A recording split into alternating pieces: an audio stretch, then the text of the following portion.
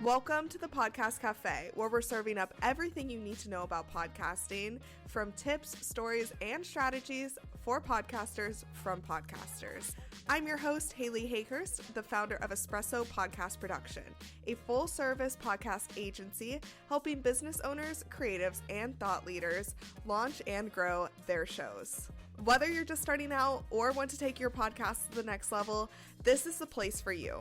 Each week, we'll dive into practical tips, actionable strategies, and of course, stories from other podcasters so that you can build up a podcast that you love and that works for your business.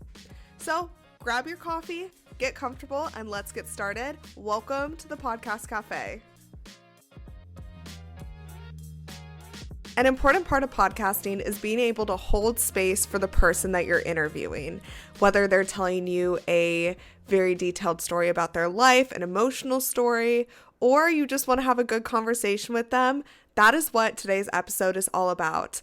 I am interviewing my client, Lisa Cooper Ellison, the host of Writing Your Resilience podcast. Lisa and I have been working together since the launch of her show, and she is about a year in, maybe a little bit more.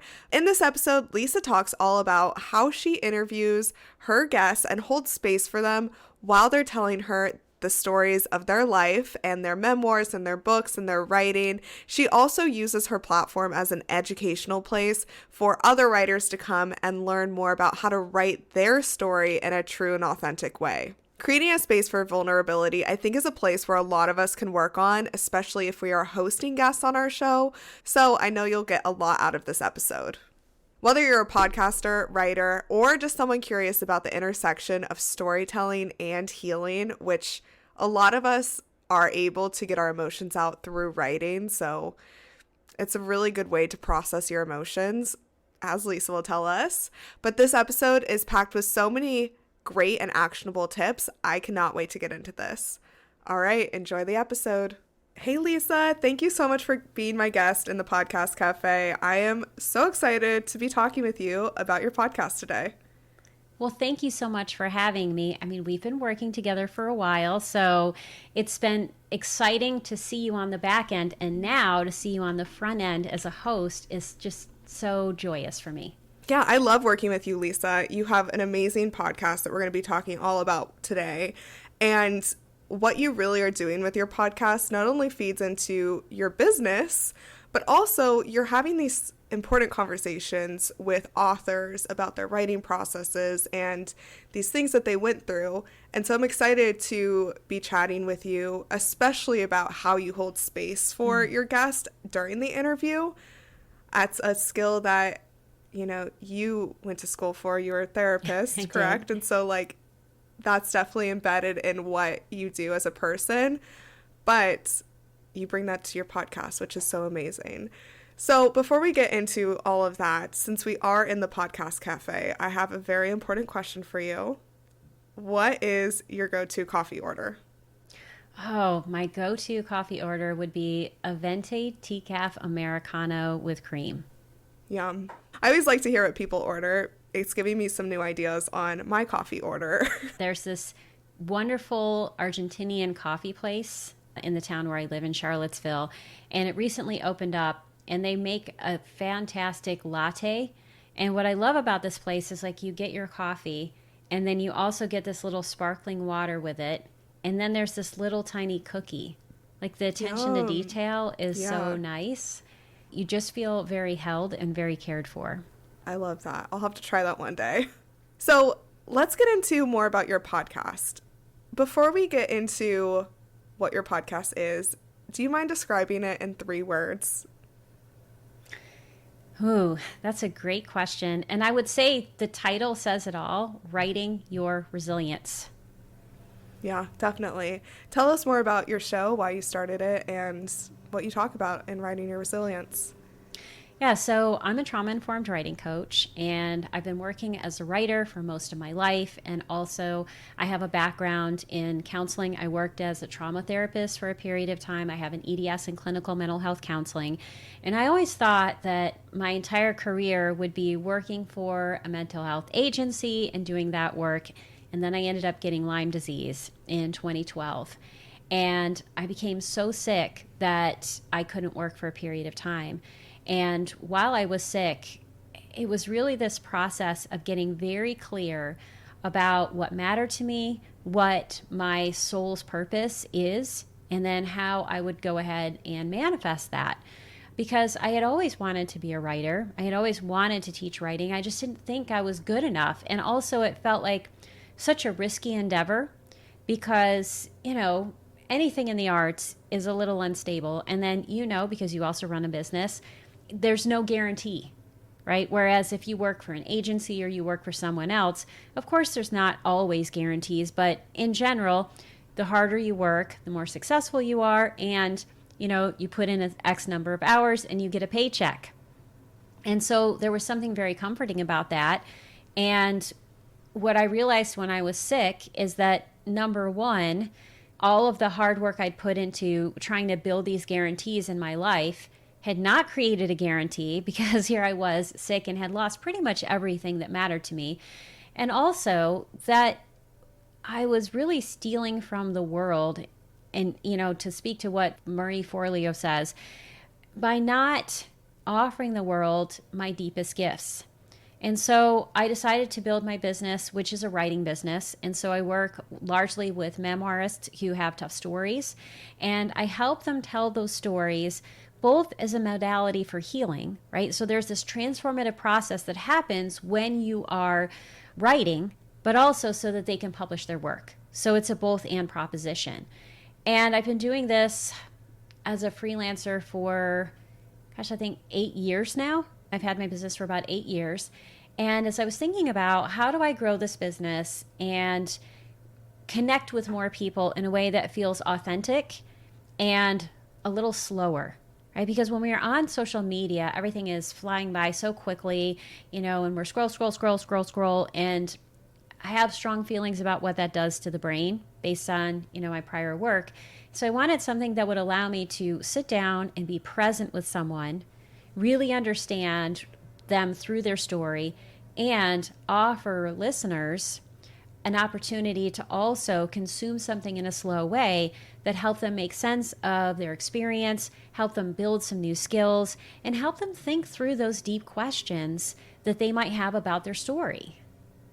Yeah. And I think that's an amazing reason why you started your podcast, because I was thinking about this literally yesterday, where I'm trying to do this short video series about starting a podcast, and getting it under a minute and a half is so hard for me. I love long form content. And the reason I do is because you can get into really the deep topics that you want to get into. You can barely scratch the surface with a minute and a half reels or whatever it is. Yes. So especially with a topic as deep as yours, and when you're working with your clients or interviewing your guests, you want to give them the benefit of being able to explain their story. I mean, I'm not a writer, but I know that if I was and I wrote something and people barely asked me about it, that would be really hard for me to feel good about putting such a tough moment of my life out there. You know what I mean? Like, if I was creating some deep artwork of myself and no one appreciated it, I'd be like, well, why would I do this? So giving your audience space, or giving your guests space to be able to share their story, I feel like is not only helpful for your listeners, but empowering for your guests as well. Yeah, I think it's really important for guests to feel like they've been seen and that they have those opportunities to dive deep into their topic. And one thing that I do, and I get this feedback all the time from my guests, and look, no judging any podcast host. I understand exactly how hard this is and how much energy and time goes into it. So trust me, I feel y'all on this. But something that people say to me is like, I know that you understand my work and I can tell that you've read it. And there are some times when I go on a podcast and I can tell that the host has no idea about what I have created. And we have this really surface level conversation where they gave me a platform to say a few things about what I've created, but it's not really that give and take because they just don't have the capacity or the knowledge to be able to do it. And Lisa, I can 100% say I've listened to every episode of yours, so that is why we could get deep into this conversation. That is very true. And I am very grateful for all the hard work you put into the back end to make it so good. Oh, of course, of course. I really love how with your podcast too, you're creating this community of new listeners and creating a community of writers who want to put out their work. And I know in your episodes, sometimes you even talk about writers who are never going to put out their work. They're just writing it to heal. So can you talk about the community aspect of your podcast and how you're growing it and really why? Yeah, that's a great question. And, you know, there are a few different reasons why I'm trying to grow this community. I mean, there's always the business reason, right? If you are listening to this, you might be a business owner and wondering, how do I get more customers? And so by expanding my reach and setting myself up as a subject matter expert who knows how to bring in other subject matter experts, that helps to create more legitimacy in what I'm doing. And then the more people trust me and they get these little bite-sized snippets of maybe a strategy or a new way to think about something, then they're more likely to want to work with me in some other way. So of course, that is a piece of what I do. I also feel strongly that everyone should have access to information. And you know, there's a period of time in my life where I had nothing. Like literally the clothes on my back, and I was walking out one door and not sure what was going to happen when I got to the next one. And I wanted to write, and I didn't feel like I had access to things. And part of that was because the internet didn't exist back then. I mean, now I'm dating myself here. But I really feel like not everyone can afford to pay for information. Right? We can't all do that. And so the podcast gives me an opportunity to do that, which is part of my mission, to make sure that everyone has access.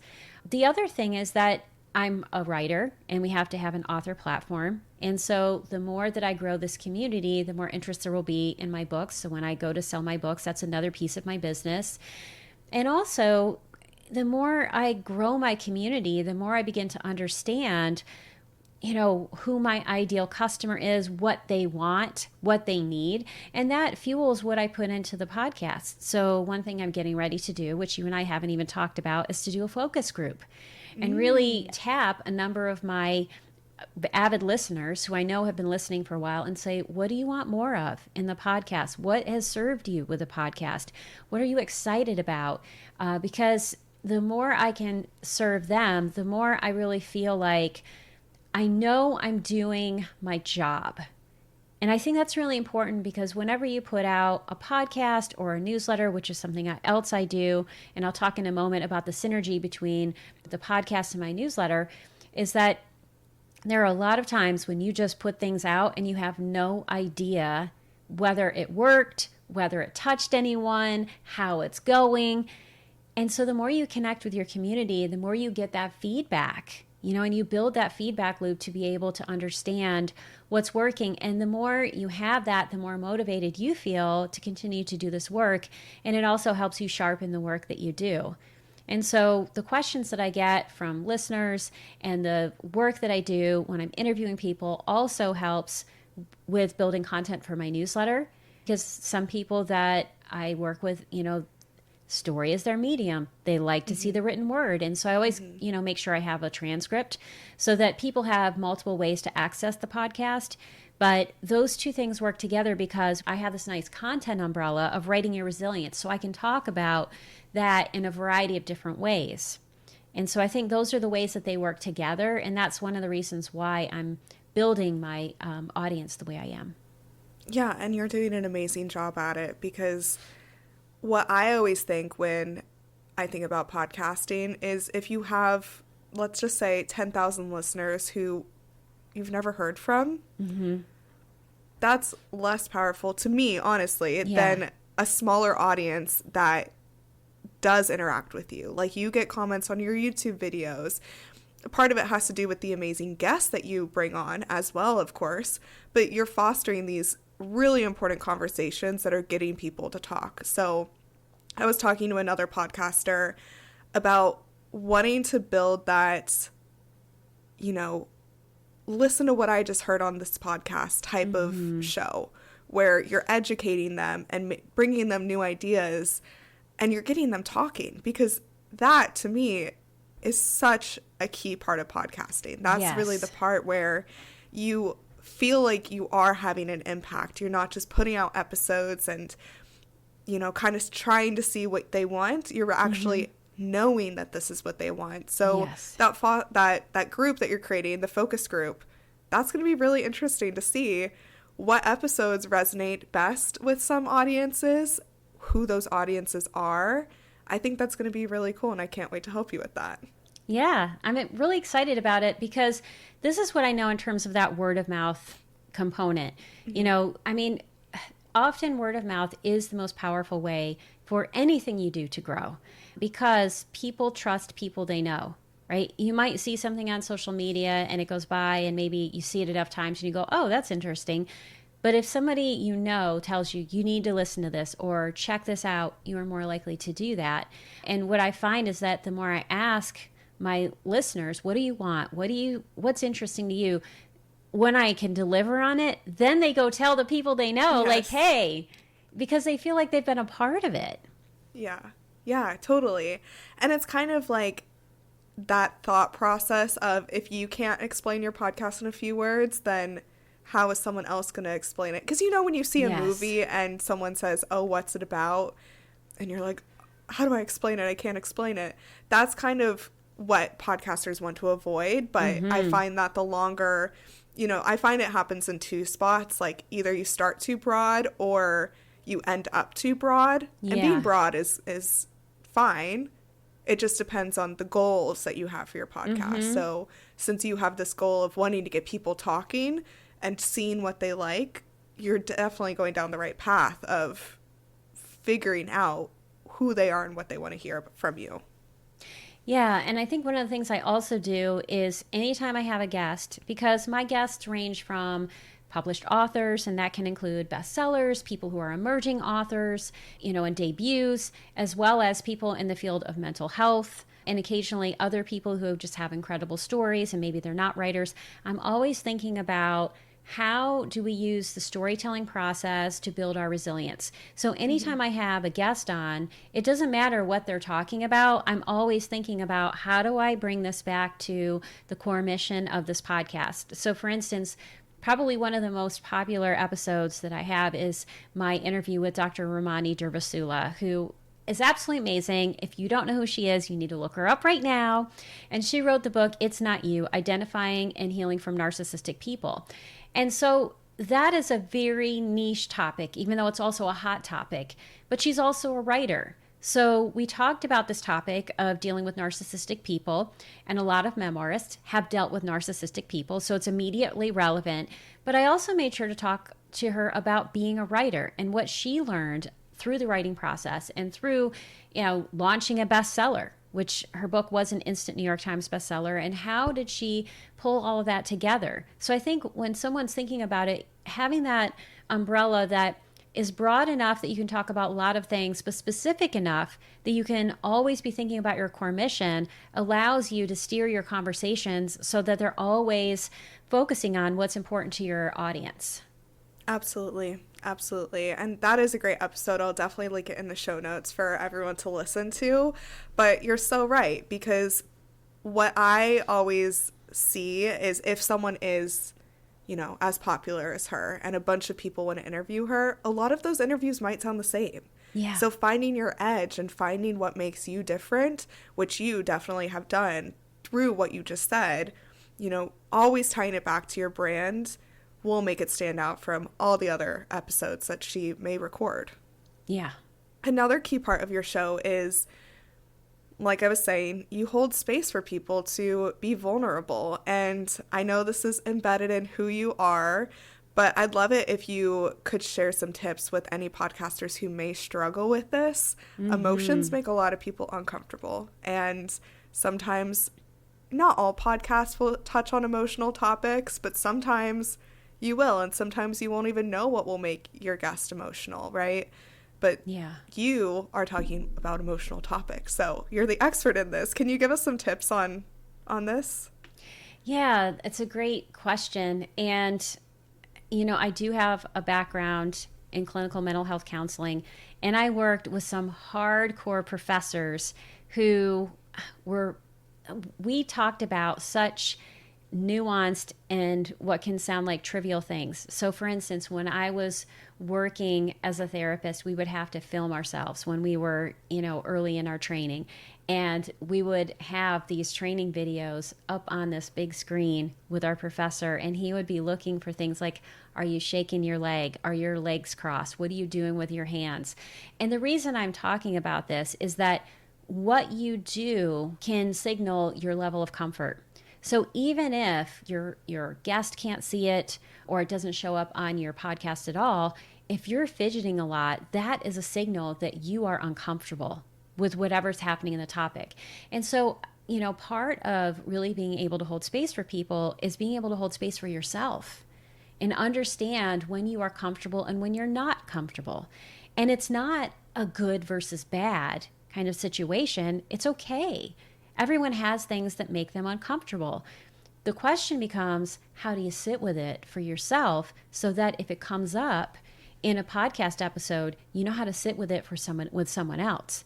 So seeing your body as this finely tuned instrument that can help you do that is really important. And for me, mindfulness plays a big role. So that's how I tune into my body. And then there are very simple things you can do. So being comfortable with silence is really important. Now, of course, in a podcast, you don't want the silence to go on too long, but remember, you can edit your podcast. So if the silence goes too long in terms of your episode, you can always edit that back. However, if you cut someone off in the middle of their thinking process, or if they're emoting in some way, you cannot bring that back, right? You can't bring that moment back. So I love what Crystal Profit says she does. She runs the Profit Podcast, which is a marketing related podcast, but she actually sits on her hands. And when I was a therapist, especially when I was in training, I would count. Like when someone would pause, I would count to 3. And I still try to do that because that makes space for someone who's processing to continue to share their story, right? Because if you want someone to share more of their story, give them the space to do it. So that's one of the strategies that I use. Also, offering what would be called a minimal encourager. That's what we would call it, right? Like, yeah, like using your face to show that you are with that person can also help. And one of the most important things you can learn to do is to be a reflective listener. And you can practice this in all kinds of situations. And so what reflective listening is where someone says something to you and you repeat it back to them in their own words. When you do that, people feel heard. And the more they feel heard, the more likely they are to share something else that's a little deeper. They're going to trust you more. And so I can talk about the other side of that. Like, there's a space of wanting people to open up. And that is a piece of handling vulnerability. But then how do you keep it from getting too vulnerable, especially when you have someone on camera, you have a certain time frame? We can talk about that, but I'm curious to know if you have any questions or thoughts. Yeah, no, I think that that's really interesting that I move around a lot and I am a very active listener, but that is always something that through podcasting, it's taught me how to slow down, I think. Mm-hmm. Before I started in the podcast world, definitely I would jump into conversations or whatever it might be. But through podcasting, 100% that is a skill. And again, it's just something that you practice, right? Yes. Whenever someone starts a podcast, it doesn't have to be perfect. You can, it's something that you'll learn. And I think each guest will teach you, especially when you do have your first guest who is a little more emotional or has more of an emotional story. So I think, it's just one of those things where just do it. It might be clunky. You might mess up, but listen to Lisa's advice and follow what she does because it really works on her show. And I'd love to hear more about, how to keep it. I think the craziest thing that ever happened to me on my other podcast, Employee to Boss, was someone told me the story of giving birth. And it's a business podcast. And I was like horrified. It was so graphic and I had no idea how to reel it back. If it happened to me today, I still have no idea how to reel it back. So what advice do you have on that side of things? Yeah, so you want to think about, where are you? So for instance, when I was working as a therapist, I was in a room one-on-one with someone, and the whole goal was to help someone process their emotions, to be with their emotions. And sometimes that would mean teaching someone how to regulate their nervous system, and maybe not emote so much depending on their goals. But then there were plenty of times where it was just being with someone who's crying, allowing someone space to feel whatever they feel. That's a very specific environment where when we think about the range of emotional expression, it can be really high. So if we say a 1 is, no emotional expression at all, and a 10 is, someone on the floor in the fetal position just boo-hooing their eyes out, right? So an 8 to 10 is appropriate for that setting. But it's not appropriate necessarily for a podcast. And you want to think about this in two ways. You want to think about your listener and what is your listener coming to your podcast for? And do they want to, is that appropriate for it? And occasionally you might be in a podcast space where that might be appropriate. So I don't want to say it's an all or nothing thing, because it's not. But you don't want to trigger your listeners, but you also don't want to trigger your guest by making them feel so vulnerable that they can't come back from whatever's happening. Because one thing that can happen if someone had a traumatic experience, and I'm curious, like, you don't have to tell me anything about it, but I'm wondering if that birth experience was traumatic for that person. Oh, it was, yeah. Yeah, because once someone gets into their trauma and they start telling you their trauma story, it's almost like they're in a trance. And they can just keep going and going and going, and it can get very graphic. And it's like they're there in it, and now you're there in it, and we're all there in it. And then what do we do? How do we pull it back? Yeah. So again, thinking about your body experience. If you're starting to feel uncomfortable, you want to pause, like keep listening to the person, but attend to yourself and say, why am I uncomfortable right now? Is this going outside the range of what the emotional content should be for this podcast? And so for me, I like to keep it somewhere between a 4 and a 7. So it's fine if someone is emoting. It's fine if I'm emoting. And there's been times when I've teared up a little, but it's not so high that I can't reel it back within 3 to 5 seconds. Right? So that can be a nice metric. Like, could we reel it back in 3 to 5 seconds? Or maybe even 30 seconds. You figure out what that metric is for you and for your podcast, but knowing those things in advance can be really helpful, so that if you notice that someone is getting into material that is far afoot from what your podcast is about, and you start feeling like a voyeur, right? Because sometimes a conversation will go in an interesting direction and be like, oh yeah, I think this could work for the podcast. But at other times you're like, I feel like we're getting a little bit too personal. When that happens, you want to say, okay, what can I say to that person to make them feel heard? And how can I have a question in mind that redirects the conversation? And you do this for the sake of your guest as well as for the listener. So if I start feeling that tension inside my body, I'll say, wow, that sounds so hard. Let's hold space for that for a second. And I might, we might pause, or we might have some way of honoring that and say, and then I'm thinking in my head, okay, how can I relate this back to the topic we're talking about? And so I want to ask a question that's not out of left field, but that is a question that maybe is more of a yes or no question. So we're not making it too open-ended, or I'm asking a question that takes it in a slightly different direction. That is really great advice. Thanks so much for sharing that, because I think, maybe not everyone will have to use that but you never know. Like, I never thought that I would be in that situation. Right. And, I don't mind her telling me it, of course. If you need to get it off your chest, I guess I'll listen. But it wasn't something that made it into the final product of the episode. And right. I did sort of feel bad cutting it out. So it is one of those times where the redirection is important. So thank you so much for sharing those tips. Before we get into my rapid fire section, I'd love to touch a little bit on the marketing of your show because you do a great job. Your show is growing fast. You're getting new listeners. You're having these amazing guests. So beyond just having connections already and guests that you're interviewing, how else are you marketing the show? So I think number one, I hold space for my guest by making sure that I keep them informed as to what's happening. So I tell them a week in advance, hey, your episode's going to go live. I have an email that I send to them, and it's really a template that I have created. It's like, your episode is going live. Here is the link to the podcast page. So there's a podcast page on my website. There's also a podcast page on Buzzsprout, which is the platform that I run my podcast off of. And so I send them that link. I also give them the link for the YouTube channel version of the episode. So I give them that information. I send them the graphics, and then I give them 5 or 6 very easy tasks that they can do that helps to spread the word. And I also create some copy. So if they're really busy, then they can just copy and paste that into their social media or whatever they're going to put it in. And that way it's very easy for them. So I think that's one thing that I do.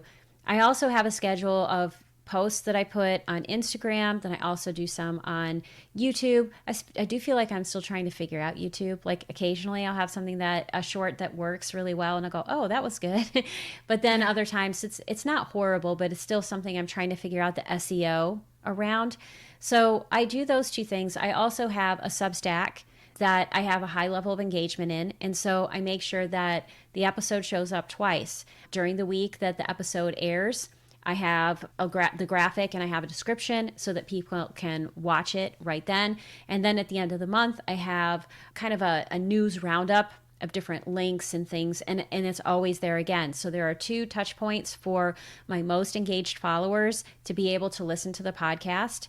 And so those are some of the ways. I also talk about the podcast when I'm out and about and, let people know I'm a podcast host and give them the links to the podcast. I bought the domains. So I have writingyourresiliencepodcast.com and .org. And so when you buy the domain, you can very quickly say like, hey, here is the domain, just go listen to it. And it's very easy. And right now I'm starting to transition to using the Buzzsprout version of the website.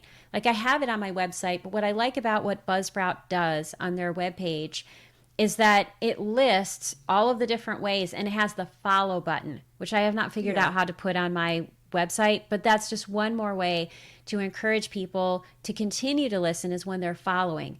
So also what I would say if you're starting a new podcast is that think about your intro and your outro and how can you in your outro have a call to action. Like think about the one thing or 1 or 2 things you want them to do, which is usually follow and maybe, give me a nice review.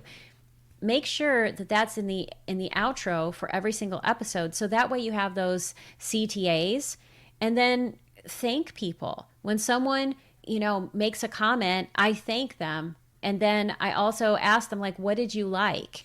So I try to keep that conversation going if I can. And those are some of the ways that I try to market the podcast. And then of course, being on other podcasts like this one. Yeah. Those are really great tips, and definitely being a guest on podcasts is one of the best ways to grow. I think that's more of a marketing strategy than just promoting. And so having a combination of promoting and marketing are key to growth in podcasting. Yeah. And really thinking about, from the whole marketing of what you're doing, what things can you do to build trust? What things can you do to court loyalty from, your fans?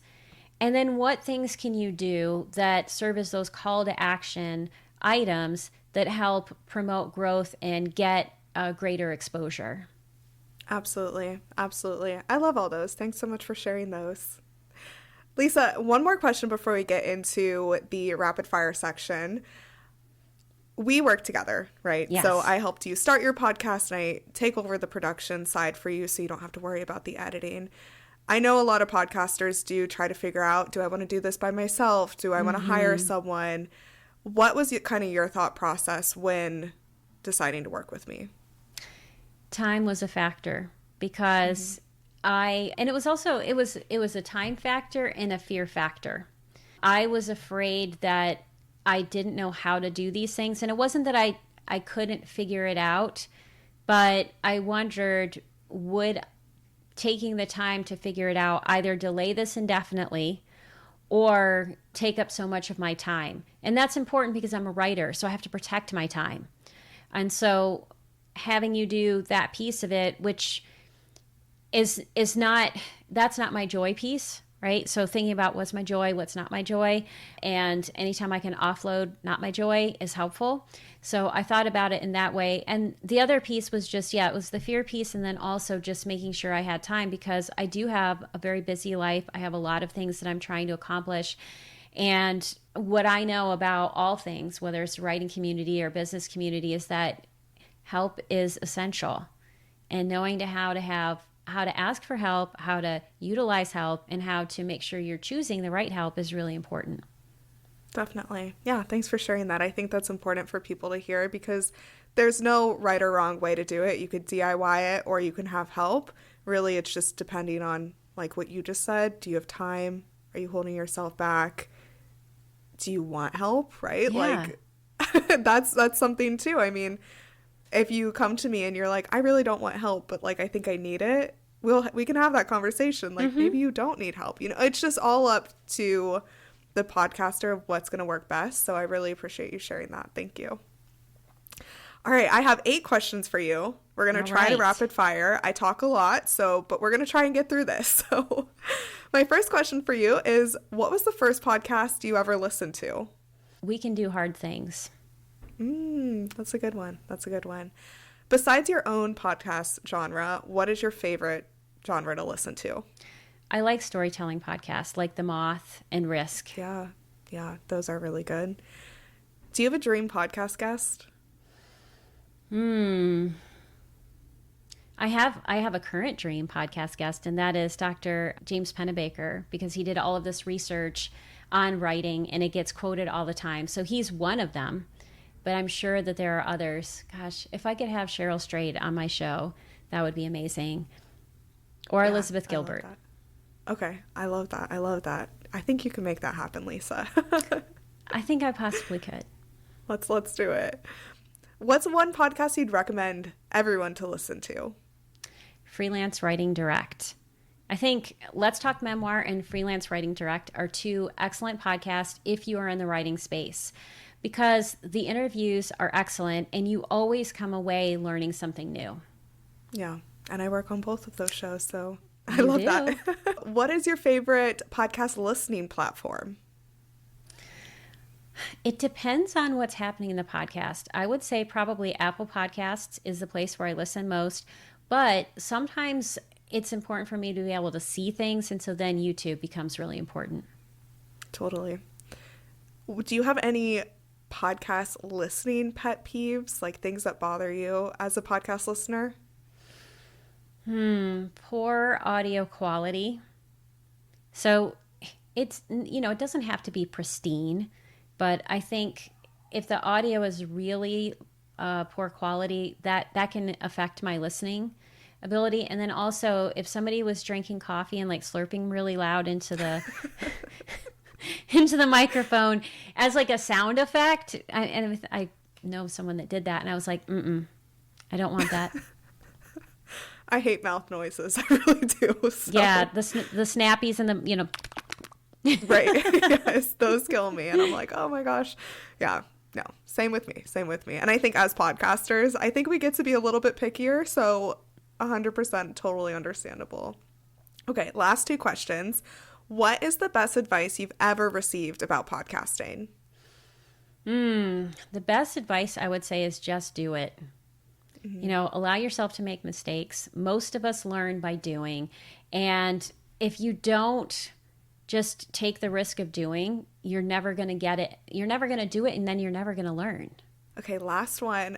What is the most surprising thing you've learned about yourself through podcasting? I think that what you just said about holding space was surprising to me, because sometimes I think I can be a little self-critical, And I'm always listening and saying, okay, how can I do this better? And how can I hold space in a more impactful way? How can I do these things in a way that's more effective? And so hearing you say, like, you're holding space a lot better than other people, or that's a skill that you have, I think that was really surprising. I do think that this has made me a much better speaker. I think about that a lot more than perhaps I did, just because I'm constantly listening to myself because I listen to every episode. But yeah, thank you for telling me that I'm good at holding space for people. Oh, of course. And you are. You really, really are. So I've loved having you on this podcast. I've never interviewed you before, like we were saying, so I think it's really, really cool to be able to be on the other side. I'm usually on the back end, but Today I got to chat with you. So thanks so much for joining me on the show, Lisa. What's next for you? What topics do you want to explore? What themes are coming up in your podcast? Like, really, what's next for Writing Your Resilience? I think thinking about all of the ways we can hold space for ourselves and others is actually one of the topics I'm really looking at. And how do we have more strategies for doing that? Really looking at the neuroscience of how we hold space for ourselves. And I'm excited to have some guests on who can talk about specific things like, how do we work with the vagus nerve? Or how do we do some of these other things related to the nervous system? And then I'm very excited about some of the upcoming memoirs that I have on the list. Oh, very exciting to see what's coming soon. So again, thanks so much, Lisa. Where can the audience connect with you, listen to your show? What are all those good links? Yeah, so writingyourresiliencepodcast.com is the best way to access the podcast. You can also go to my website, lisacooperellison.com. There's a button right there so you can listen. I'm on Instagram at Lisa Cooper Ellison, same for Facebook. And then there's a long, complicated link for LinkedIn, which I'm going to give you for the show notes, which is Lisa Cooper Ellison and then like numbers / whatever. So I haven't figured out how to change that one. But I'm also I'm on YouTube at Lisa Cooper Ellison. Yeah, and your YouTube, is growing so fast. So what you're doing is working. I'll have an expert talk about YouTube on the show probably soon, but I totally feel you. YouTube is like a monster that you cannot quite feed properly. That's what I found. So it's changing quick. But I have loved chatting with you, and I hope that everyone comes and listens to your show. Yeah, thank you so much for having me, and thank you for doing this for everyone and for all you do for us podcasters. Thank you so much for joining me in the Podcast Cafe. I hope you're leaving with fresh ideas and inspiration to take your podcast to the next level. Remember, podcasting is a journey and you don't have to do it alone. I'm here to help you every step of the way. Let's connect. Be sure you follow me on Instagram at Espresso Podcast Production or visit espressopodcastproduction.com for more tips, resources, and behind-the-scenes insights. I'd love to hear about your podcasting journey. If you've enjoyed today's episode, make sure you hit subscribe so you never miss an episode. And if you're feeling extra generous, I'd love it if you could leave me a review on Apple Podcasts or Spotify. It helps more podcasters just like you find the show. Until next time, grab your coffee, keep creating, and I'll see you back here in the Podcast Cafe.